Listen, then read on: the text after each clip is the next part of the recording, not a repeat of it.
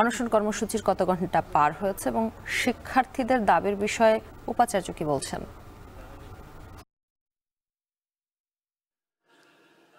একটু জানিয়ে রাখি, আজ 10ম দিনের মতো এই এক দফা কর্মসূচি চলছে এবং শিক্ষার্থীরা বলছেন এই যে তাদের বিভিন্ন ধরনের কর্মসূচি, সেই কর্মসূচির বিষয়ে এখন পর্যন্ত সরকার কিংবা প্রশাসনিক কোনো কর্মকর্তার কাছ থেকে কোনো সিদ্ধান্ত না আসায় তারা এই মুহূর্তে আমরণ অনশনের ঘোষণা দিয়েছে এবং তারা গতকালকে রাত 9টার সময় একটি সংবাদ সম্মেলন করে। তার পরপরই কিন্তু তারা এই সিদ্ধান্ত উপনীত হয় যে তারা তাদের যে অবস্থান কর্মসূচি সেটি বাদ দিয়ে তারা কিন্তু আমরণ অনশনে বসবে এবং তারপর প্রেক্ষিতেই রাত 11টার থেকেই আমরা দেখেছি যে বিশ্ববিদ্যালয়ের প্রশাসনিক ভবনের সামনে তারা কিন্তু আমরণ অনশনে যোগদান করেছেন এবং এখানে এক অংশ শিক্ষার্থী রয়েছে। তার সাথে কিন্তু আজকে সকালে আমরা দেখেছি যে শিক্ষকদের এক অংশ তাদের এখানে একাত্মতা প্রকাশ করে তাদের সাথে এই কর্মসূচিতে অংশ নিয়েছিলেন এবং তারা বলছেন যে খুব দ্রুত সময়ের মধ্যে তাদের যে দাবি রয়েছে, এক দফা দাবি, সেই দাবি পূরণ করতে হবে, না হয় তারা কিন্তু আরো কঠোর আন্দোলনের হুঁশিয়ারি দিয়েছে।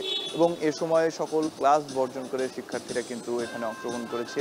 তবে পরীক্ষা চলমান রয়েছে এবং প্রশাসনিক যে কার্যক্রম রয়েছে সেটি পুরোপুরি কিন্তু বন্ধ রয়েছে, কেননা শিক্ষার্থীরা প্রশাসনিক ভবনে তালা দিয়ে দিয়েছে এবং এছাড়াও বরিশাল বিশ্ববিদ্যালয়ের যিনি ভিসি রয়েছে তার বাসভবনেও কিন্তু তারা তালাবদ্ধ করে রেখেছে এবং তারা এই অনশন কর্মসূচিতে গতকাল রাত থেকেই কিন্তু বসেছে। প্রায় 11 ঘন্টার মতো হয়ে গেছে তারা এই কর্মসূচি পালন করছে এবং তারা বলছেন যে যতক্ষণ পর্যন্ত তাদের দাবি মেনে নেওয়া না হবে ততক্ষণ পর্যন্ত তারা এই অনশন চালিয়ে যাবে এবং তারা আসলে কোনোভাবেই কোনো ধরনের সমঝোতায় যেতে চাচ্ছে না, কেননা এই যে প্রায় 1 মাস ধরে বিভিন্ন দাবিতে তারা যে আন্দোলন করে আসছে সেই আন্দোলনের কোনো সুরাহা হয়নি। ভিসি তাদের সাথে কোনো প্রকার বসার প্রয়োজন মনে করেনি, সুতরাং তারা মনে করছে যে আর কোনো ধরনের সমঝোতা নয়, এখন তাদের একটাই দাবি যে ভিসির অপসারণ, সেই দাবি তাদের মেনে নিতে হবে। যতক্ষণ পর্যন্ত সেই দাবি মেনে না নেবে ততক্ষণ পর্যন্ত তাদের যে কর্মসূচি রয়েছে সেগুলো তারা চালিয়ে যাবে এবং এর থেকেও কঠোর